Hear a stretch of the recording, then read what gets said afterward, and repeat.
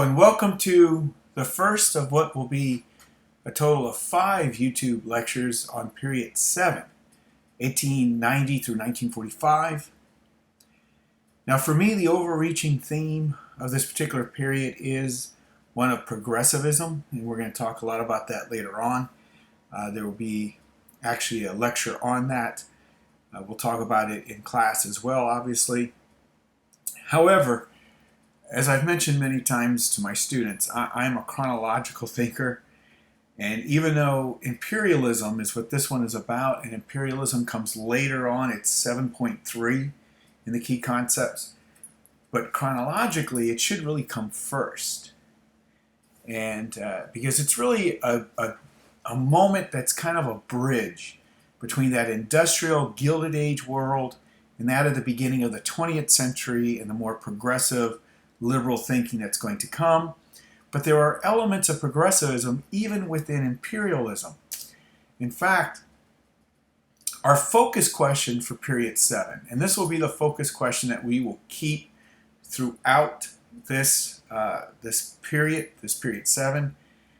In what ways did progressivism include both democratic and anti-democratic aspects? Right? So one of the things we'll talk a lot about with progressivism, it was trying to bring back a sense of democracy to the people.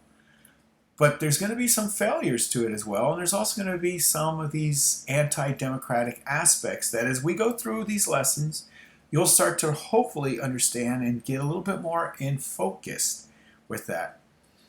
All right, so let's get into this particular subject we're going to talk about here today. And this is imperialism. Right, so it's 7.3, and it tells us the United States is now participating in a series of global conflicts. Right, America is going to emerge coming out of the 19th century and eventually slowly and gradually through the 20th century as a major world power. It doesn't happen overnight. It's going to take several decades and several global conflicts that will culminate, obviously, in World War II. Right, World War II is when the United States will emerge as a global power. But we can see the beginnings of it at the end of the 19th century and the beginning of the 20th. Right?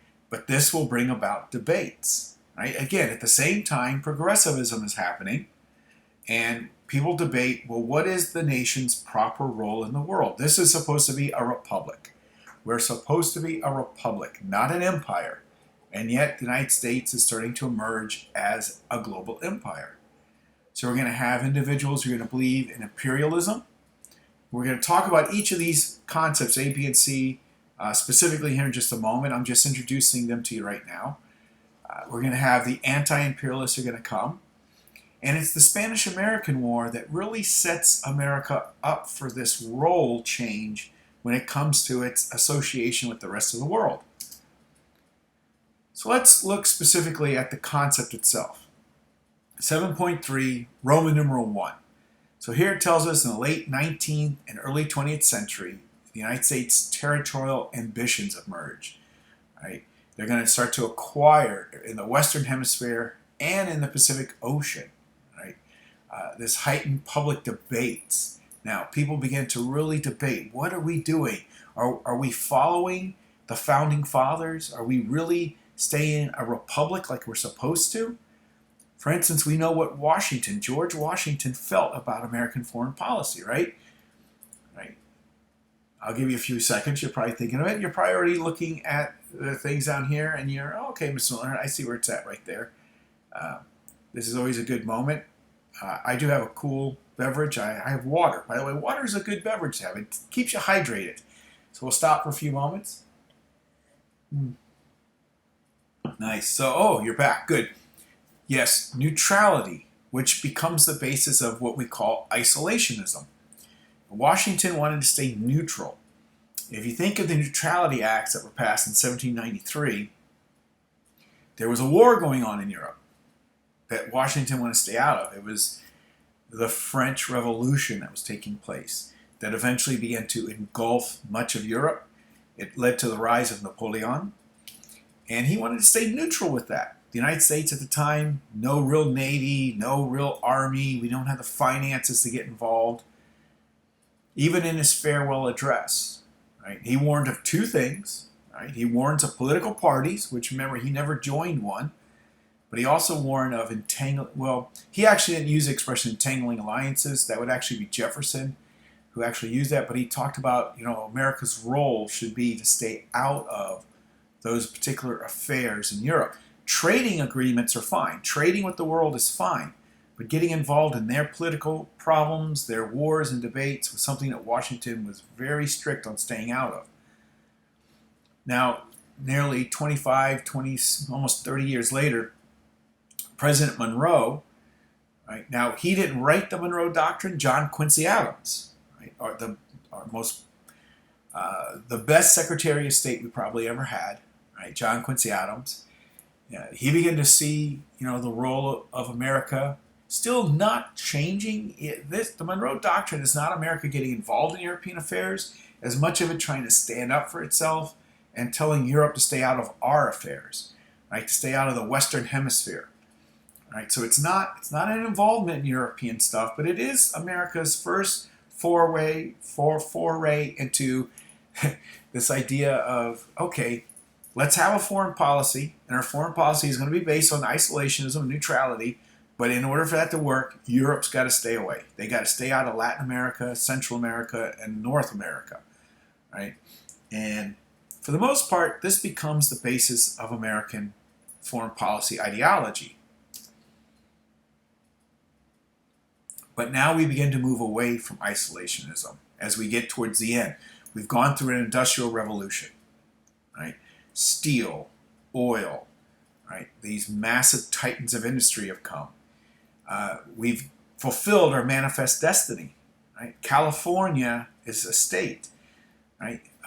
The Great Plains Indian Wars have taken place. So the United States has, in their mind, tamed the continent. But growth is still so embedded in the American idea. So as you see, I took this concept, I turned to 4 bullet points because, again, multiple choice questions. Why did we become imperialistic towards the end of the 19th century? Too many economic opportunities are out there, right? Every time you move and you create new markets, you create new opportunities of trade, you create economic opportunity. The United States is always looking to grow economically. Of course, racial theories as well. White man's burden. Hopefully you learned that in world history. Herrenvolk philosophy, we talk a lot about in class, the master race. Even social Darwinism, which we talked about in period 6. Social Darwinism is also based a lot on racism. The idea of the survival of the fittest, that the white race was the superior race, right? And that's problems, right? That's not very democratic. That's a problem that's going to also affect progressivism. But competition with European empires. One of the things that takes place at this time period, and I don't have it written in the notes, so you want to listen to what I'm about to say here, is the Berlin Conference takes place. Germany has emerged as Germany finally in the 1880s. They become a united country. Otto von Bismarck unites most of the German states. Austria stays out of it and becomes part of the Austrian-Hungarian Empire.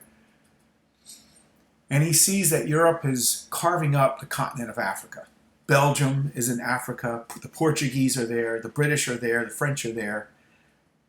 Germany wants its share of Africa. So they call this conference late 1884, and it leads all the way into early 1885, this Berlin Conference. 14 nations altogether are invited, including the United States. The United States sent 2 representatives as well. Of course, the United States reserved the right at the end of this conference to either decline or accept the conclusions of the conference. The United States doesn't really take any territory in Africa, but they're starting to see that Europe is moving more towards imperialism, which is opening up a lot of economic opportunities for them. As we mentioned, manifest destiny has been fulfilled. The United States sees the western frontier as being closed.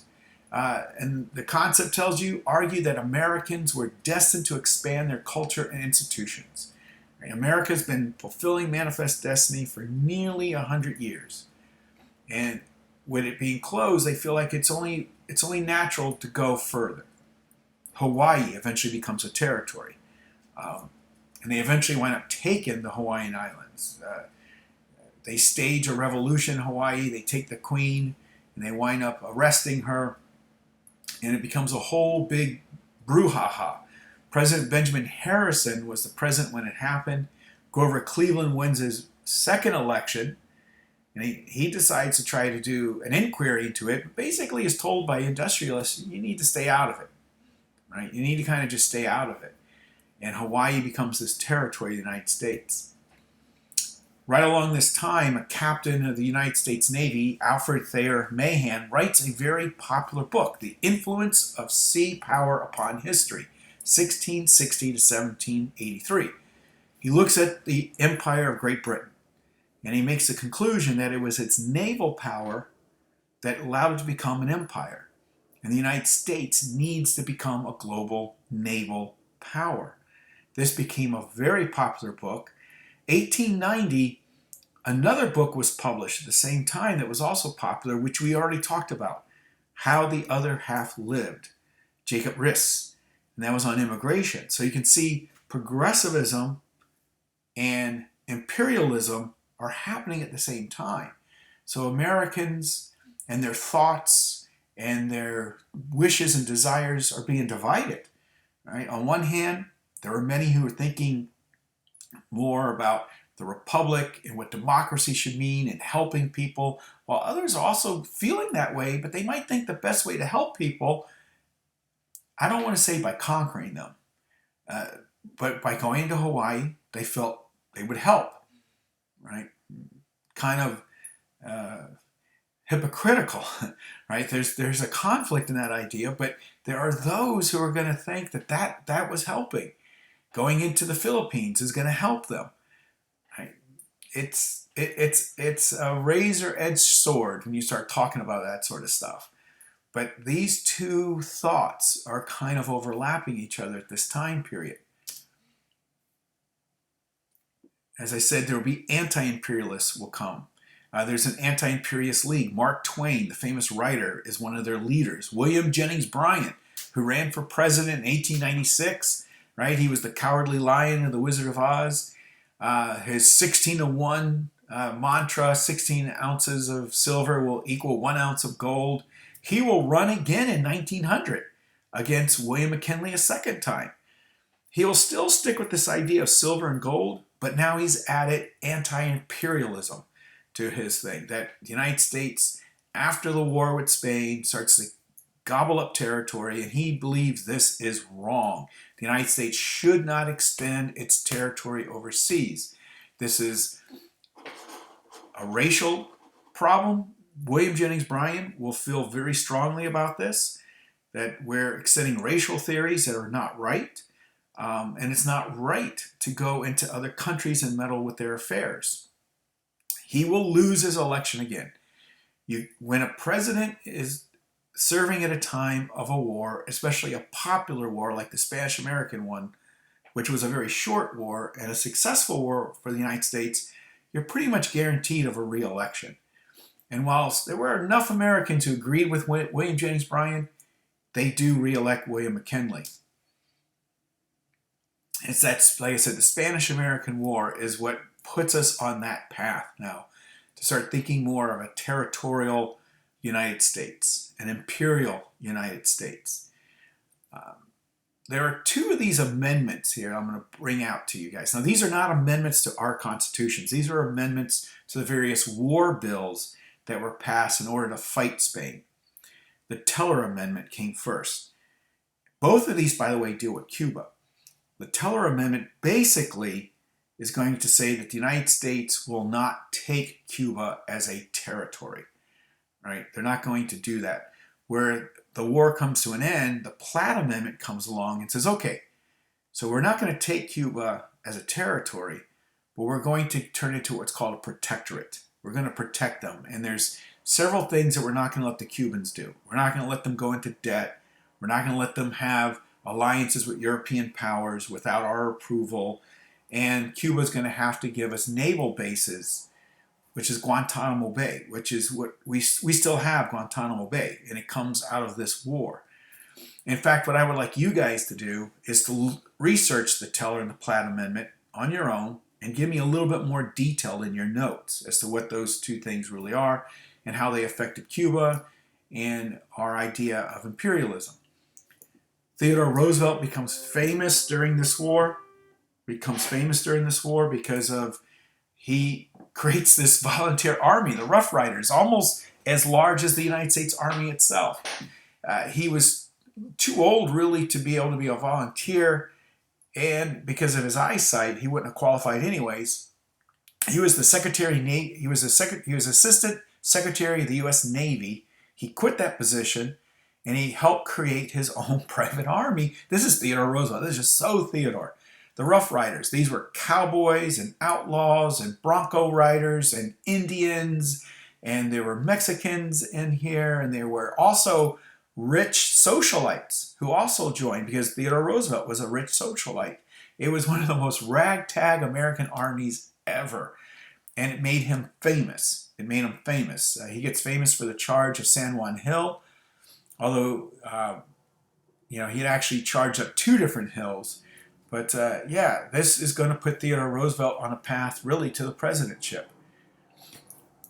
When the war comes to an end, one of the things the United States is now kind of feeling itself, hey, we beat a European power, although Spain really was a declining world power at the time. Just to give you an idea, the United States has a modern navy where the ships are made of steel, and Spain still had a navy made of wood.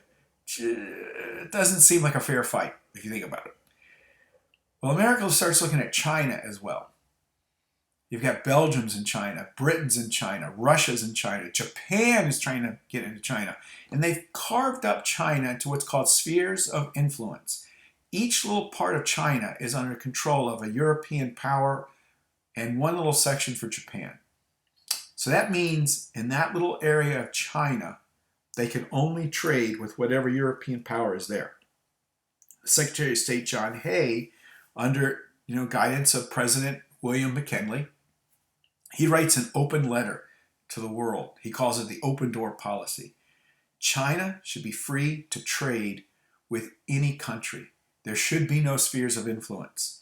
And the United States begins to push for this. The one country that recognized the open door letter the quickest was Italy, because they also did not have a sphere of influence there. But it starts to show that America is trying to become a little bit more involved in the world without necessarily breaking its isolation policy, because this is more of a trade thing. Of course, at the end of the war, the Filipinos themselves thought they were going to become independent. But again, the United States, because of embracing a little bit of progressivism, thinking that it would be better to rule the Philippines for a few decades, right? Teach them government. This is their thinking at the time. McKinley actually has a dream where he truly believes God told him that you've got to help these people, right? I mean, this is how these individuals are thinking at this time. Of course, the people of the Philippines want independence. They were ruled by Spain for hundreds of years. They don't want the Americans to rule them now. So they begin to fight the Americans. And an American-Filipino War begins, 1899-1902. It's an undeclared war, right? It's not one of our declared wars. It's kind of an extension of the Spanish-American War, and it's a brutal war. It's not a very pretty war. There's atrocities committed on both sides. In the end, the United States obviously wins, and they promise the Philippines that they will eventually bring them towards independence, which eventually does happen, but something called World War II is going to get in the way of that. The insular cases, again, this is something I'd like you guys to look up as well. Insular is a fancy word for island. Does the Constitution follow the American flag? In other words, we plant the flag in the Philippines. We plant the flag in Cuba. We plant the flag in Guam, right? And all these overseas islands after the Spanish-American War. Does that mean the Constitution goes there as well to protect the people of those islands? Now, that's a question I'm posing to you because I'm going to look in your notes to see if you looked that up. That's known as the insular cases. This goes before the Supreme Court. And since it was all these various islands, they lump them together, the island cases, all right, or insular cases. So look that up and tell me, does the Constitution follow the flag? And is it a yes or no, or is there some variations to that? So you tell me. And just some, well, here's a photograph of Theodore Roosevelt. There he is right there. He's a lieutenant colonel of the Rough Riders. He knew he didn't have any military experience, so he got a good friend of his, an actual lieutenant, actual Colonel Leonard Wood, to be the colonel of the Rough Riders. But then Colonel Wood was promoted to a general, and then Lieutenant Colonel Roosevelt was promoted to colonel halfway through the war. And here he is on top of San Juan Hill with his Rough Riders as they've taken the hill. And again, this picture became famous for him.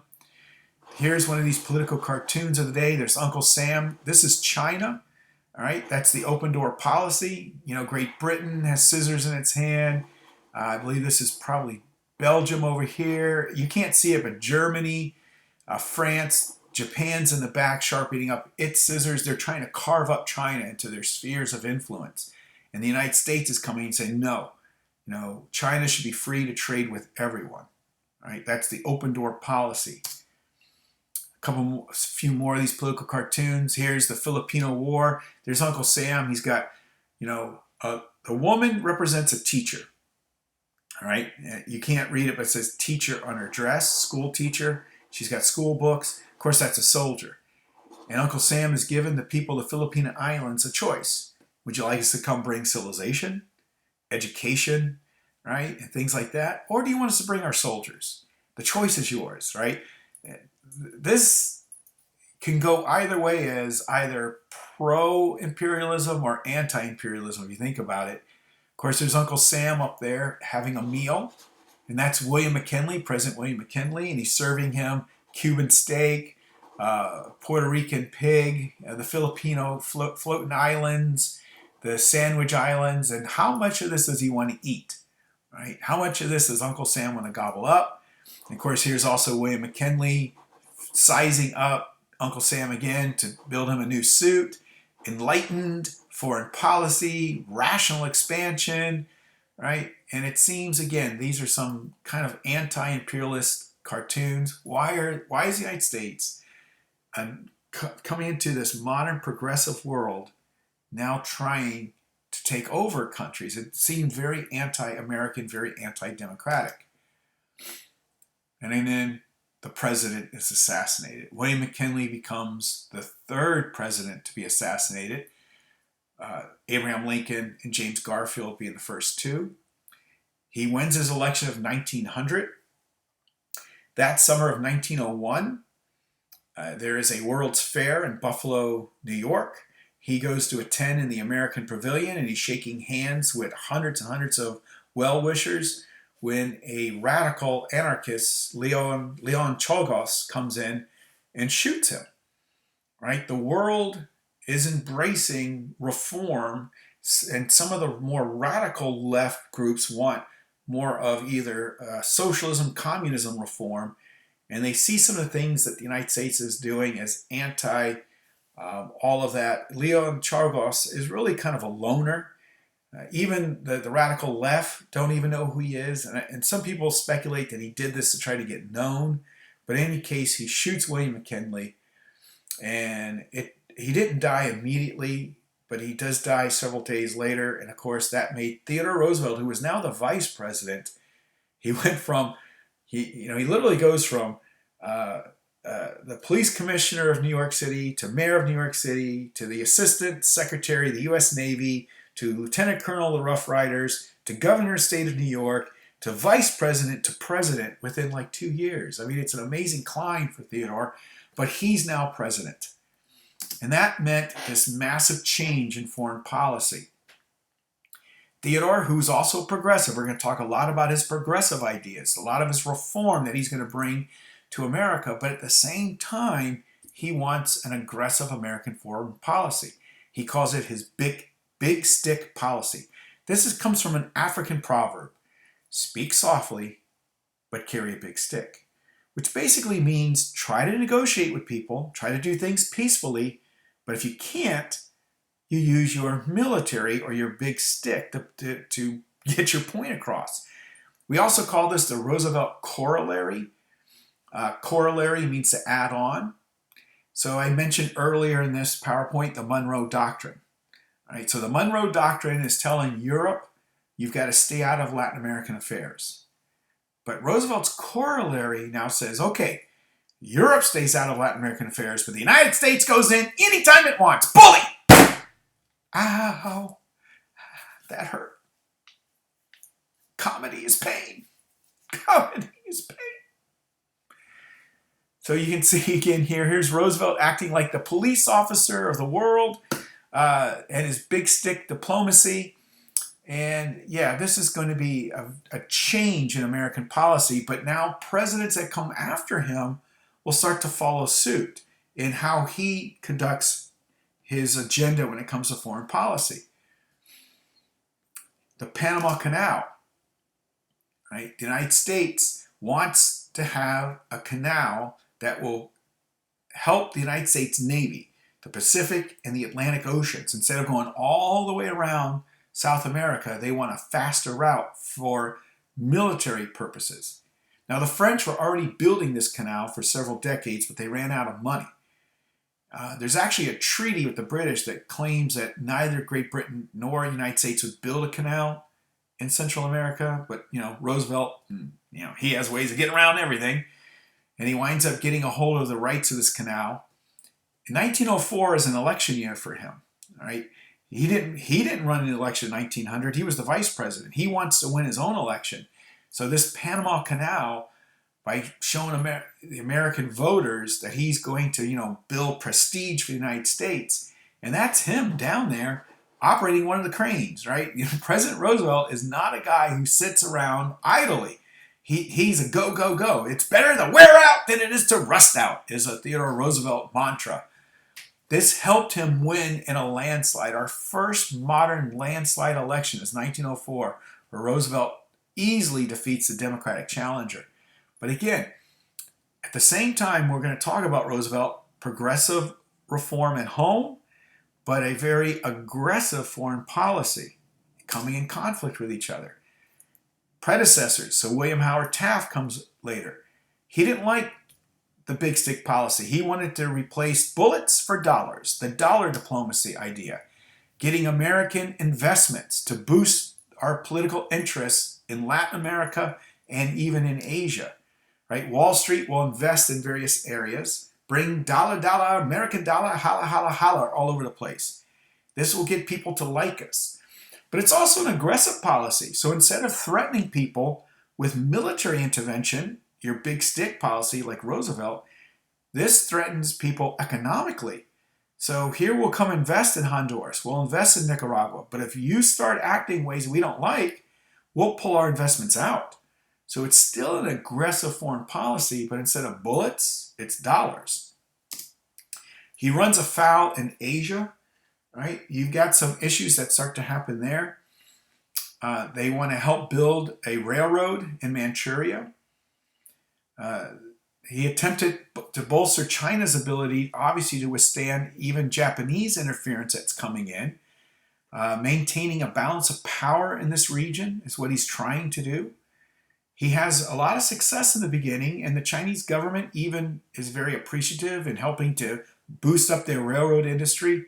But then Russia gets involved because Manchuria is very close to Russia. And Japan and Russia start threatening various things, like even war with the United States. And eventually he'll have to pull out of this. Woodrow Wilson comes. Now he is the progressive of the progressives. He's the Democratic president who marries liberalism with the Democratic Party, and we're going to talk a lot about that later on. He comes up with moral diplomacy. The United States should become the conscience of the world. We shouldn't be the police officer of the world, Theodore Roosevelt. We shouldn't be the banker of the world like Howard Taft. We should be the conscience of the world. He wants to spread democracy, our American idea of democracy, to promote peace. He condemns colonialism, but as we'll come to find out, World War I, even though he tries to stop some of that, he'll have to kind of cave into some of it. You can also see there's some racism involved here, because here Wilson is our only president to have a PhD, right? So he's always a teacher. He's always teaching the world. Here are 3 Latin American countries. We can have no sympathy with those who seek to seize the power of government to advance their own personal interests or ambitions. And he's making them basically repeat after me. Yeah, you know, in all these various policies, there's some American pushing around of people, and it's sometimes it's appreciated, but a lot of times it is not. But so that ends this little lesson here on imperialism.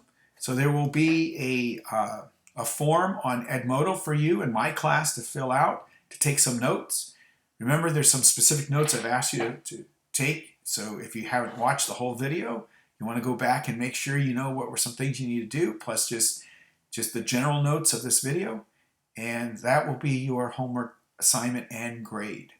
All right. Hope to see everybody soon. Bye-bye now.